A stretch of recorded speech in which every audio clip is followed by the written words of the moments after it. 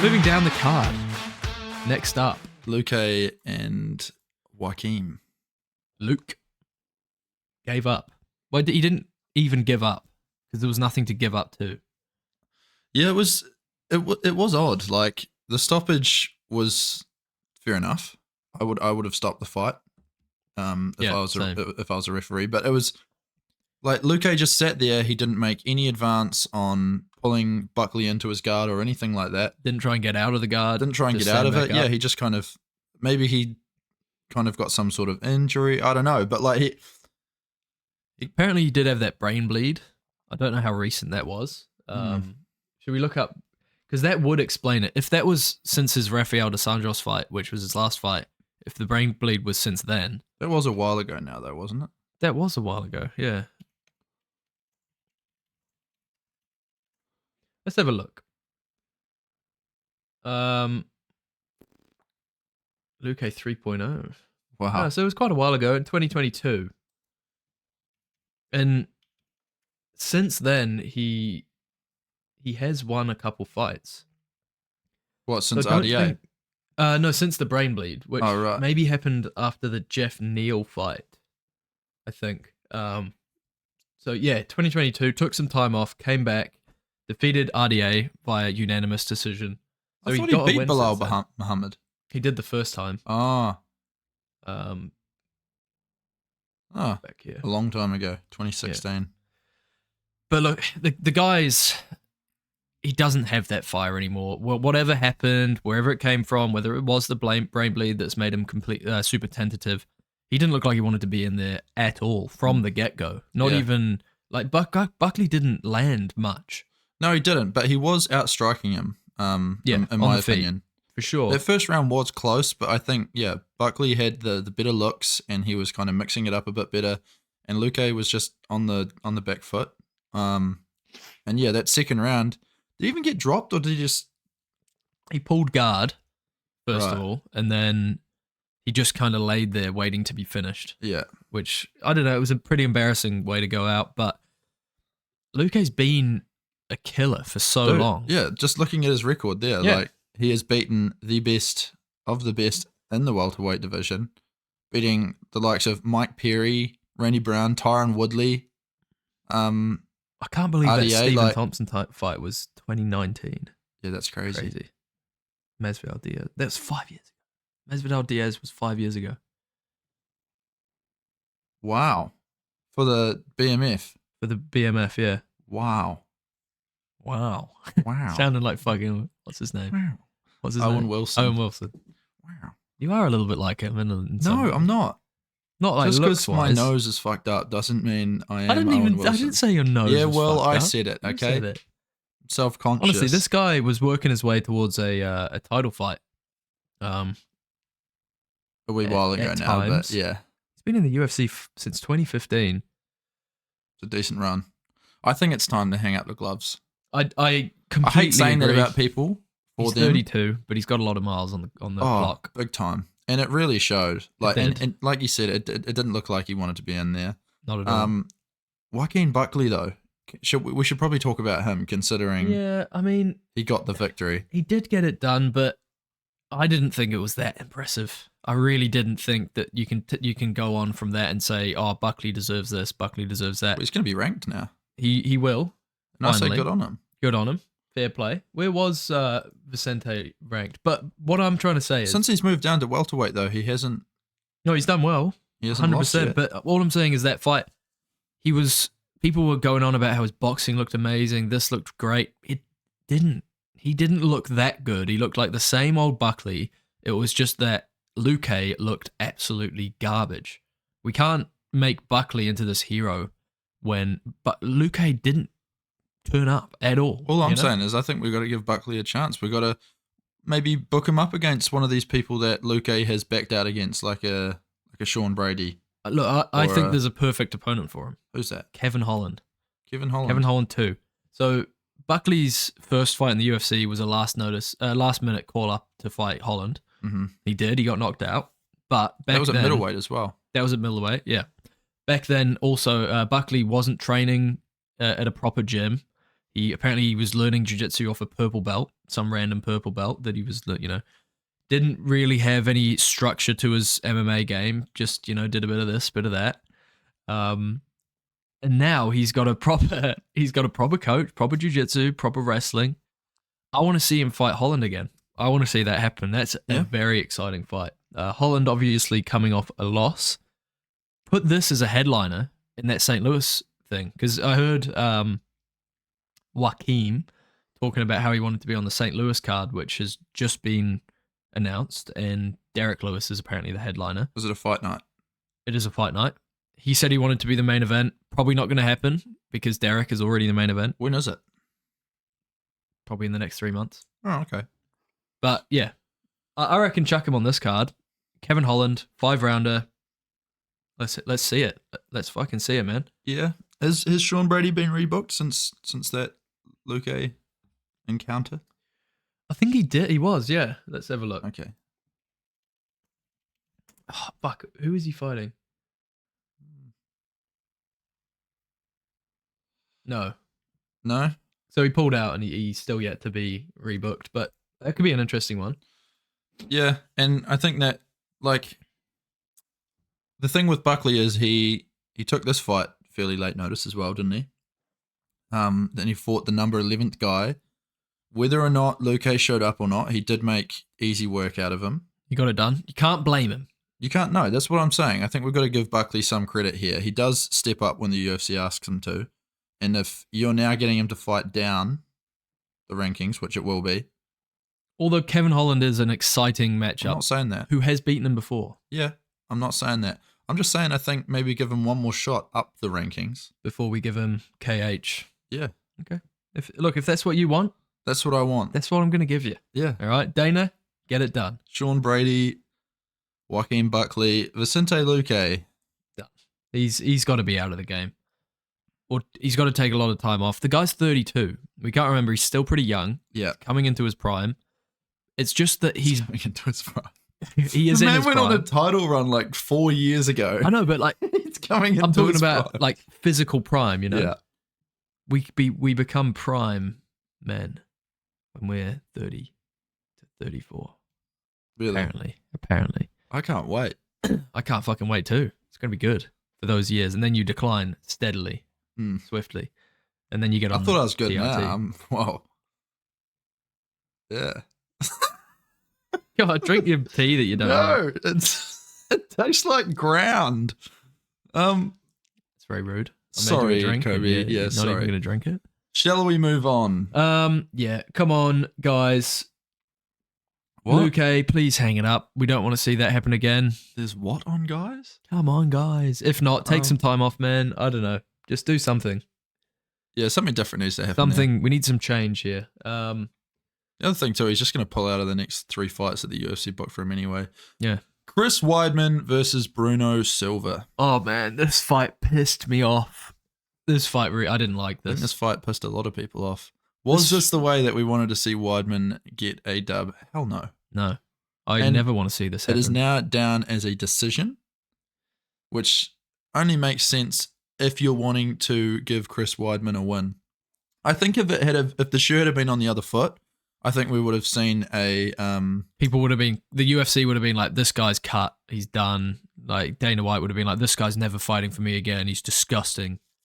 It's really, this solidifies what a lot of people have been talking about lately about how the UFC do have their kind of their favorites, and they also have a little bit of a way in making that. Look, I know the athletic commissions are the ones who ultimately make the decisions and judge the fights and ref the fights and the rest of it, but apparently it doesn't look like that after a fight like this.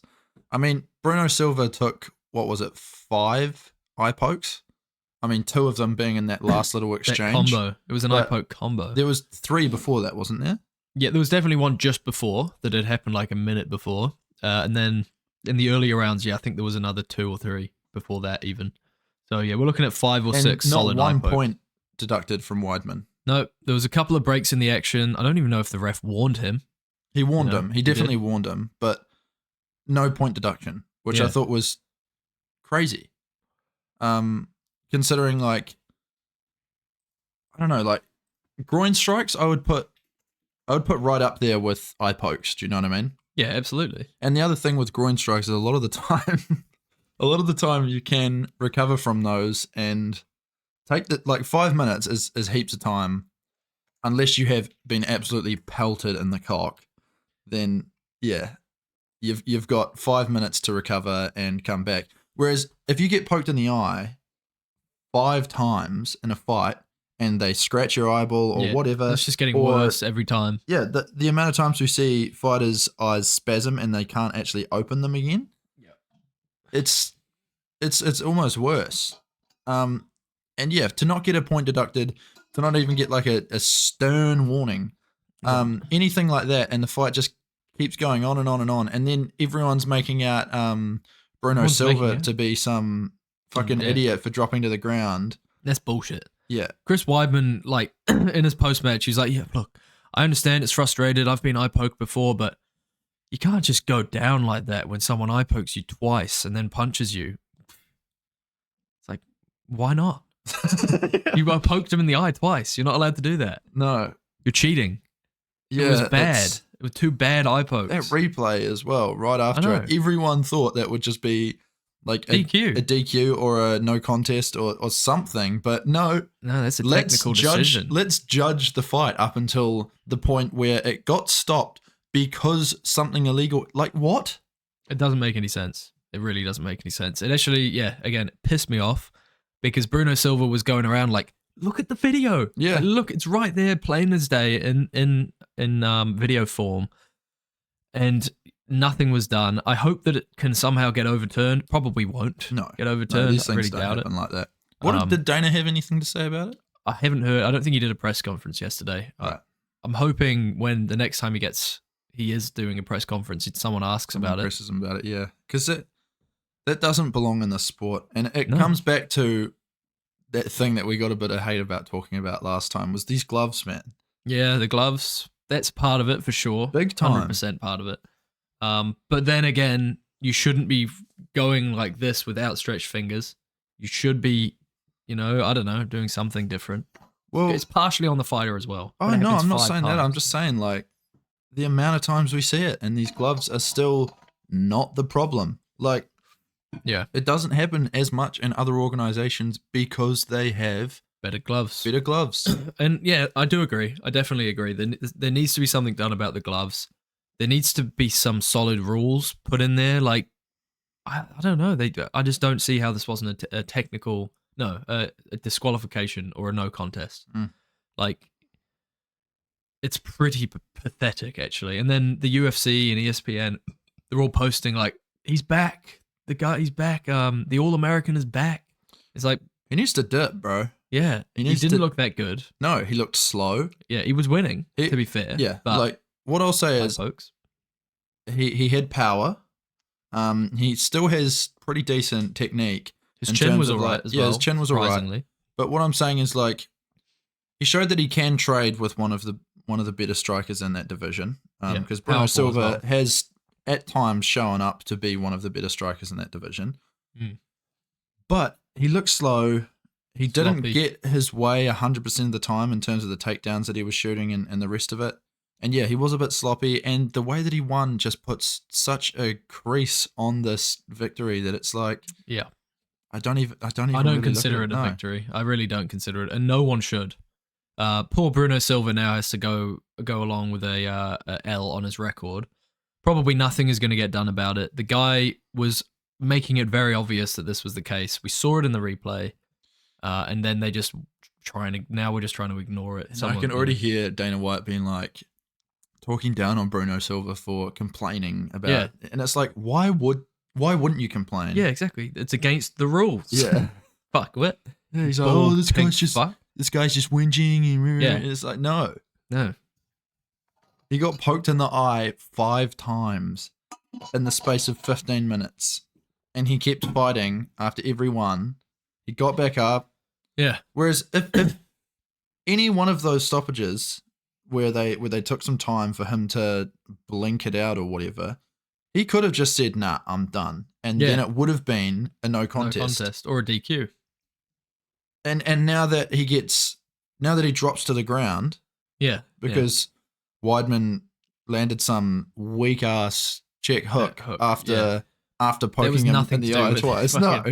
That was annoying. The fucking UFC or ESPN, they posted like Chris Weidman gets it done with a crazy overhand left or something like that. Yeah.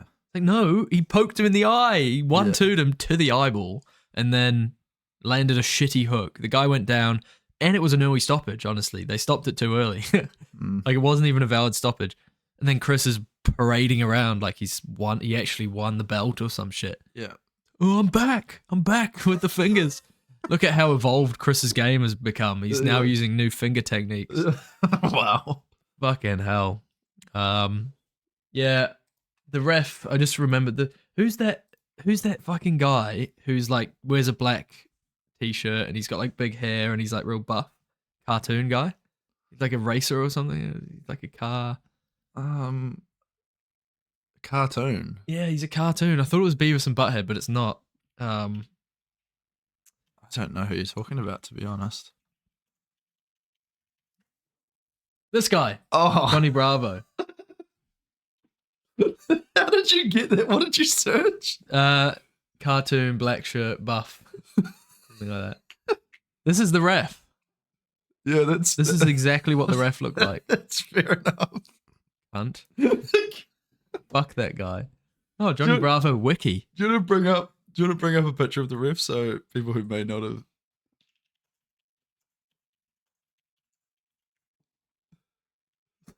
What are you doing? It'll come up. Small, big arms. I don't think it will. It's just coming up with. Whoa! Look at this. Wow, that doesn't look fake at all. How am I going to find it? Chris Weidman versus Bruno Silva ref.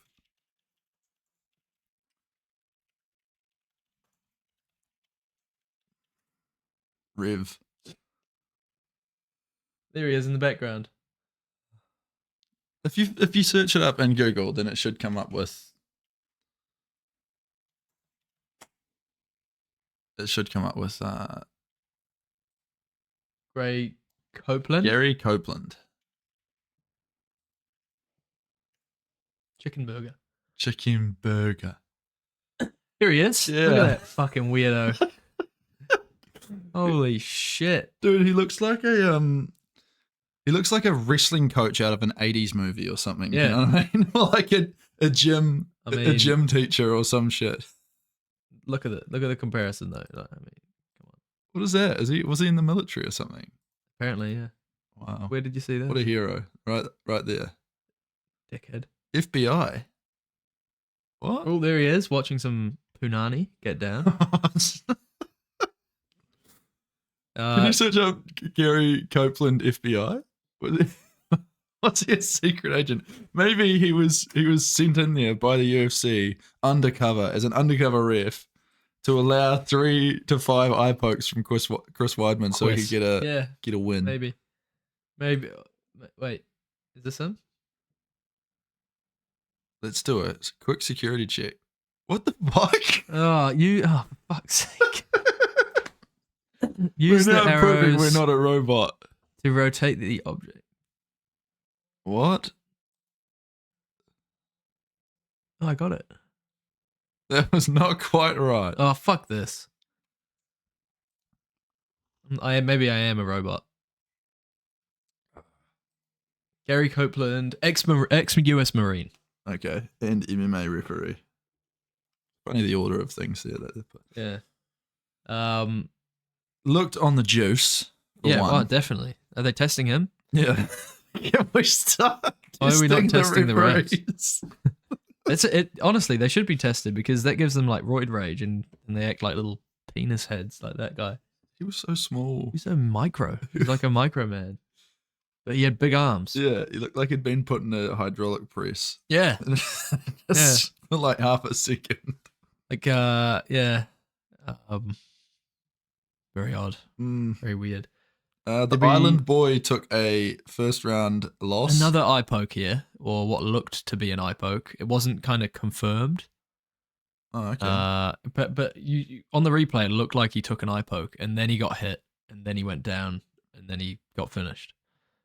This guy's been arrested about 8 times. I Who? heard. Dumbass. Yeah, Shit. apparently. Dumbass. Arrested 8 times. What for? Just search arrested. God, I've got to do it all for you, don't I? You do. Battery. Battery. I think he stole the battery. How did that on? When was that? This year. Yep. February. That would have been while he was training for this fight. Yeah. But he's been arrested a lot. Like Dylan sent a picture of Dylan Dennis. No, not Dylan Oh. Dennis. Oh. Our Dylan, our friend. Our Dylan. Our Dylan. He's kind of Our like Dylan Dennis a little bit, isn't he? Yeah, Dylan It's pretty D. cheeky. Dildo Dennis. He's always sending naked pictures of everyone's fiancés Yeah, and stuff. what's up with that? Disgusting. So yeah, Dylan Dennis sent us a picture of Dumas. No, apparently, yeah, he's been arrested. He had like 16 different mugshots. I can't see that chat anymore. Oh yeah, I'll add you to it. Yeah. Fucking... My Instagram's gone.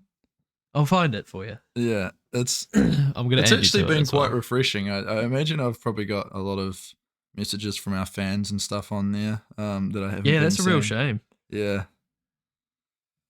Well, I'm sorry about that, buddy. no, you're right. Explain to them what happened to your Instagram. It just disappeared. It's just gone. Well, it's still there, but I can't log into it. It tells me that my username no longer exists, but then it's sitting there. Holy shit. That is a lot. Yeah.